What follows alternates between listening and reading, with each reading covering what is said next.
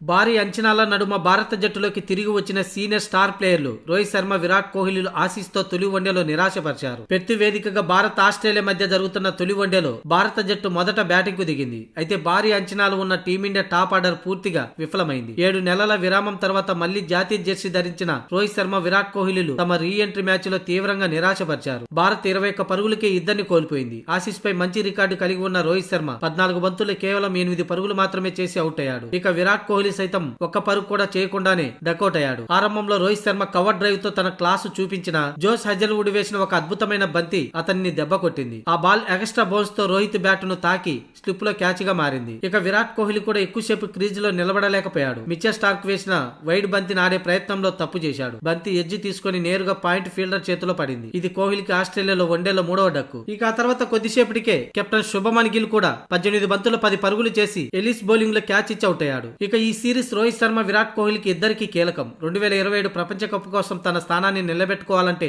ఈ సిరీస్ లో బలమైన ప్రదర్శన చూపించాల్సిందే. లేకపోతే వీరి వన్డే కెరీర్ ముగిసే అవకాశం ఉందని విశ్లేషకులు అంటున్నారు. ప్రస్తుతం వీరిద్దరూ ఇప్పటికే టెస్ట్, T20 నుంచి రిటైర్ అయిన విషయం తెలిసిందే. ఇక ఇప్పుడు ఈ ఆస్ట్రేలియాతో వన్డే సిరీస్ లో కూడా విఫలమైతే కెరీరే ప్రమాదంలో ఉంటుంది. ఇక మ్యాచ్ విషయానికి వస్తే 11 ఓవర్ల 5 బంతులకి వర్షం పడడంతో మ్యాచ్ ని నిలిపివేశారు. 3 వికెట్లకి 37 పరుగులతో ఉంది టీమిండియా. వర్షం తగ్గితే మ్యాచ్ మొదలవుతుంది.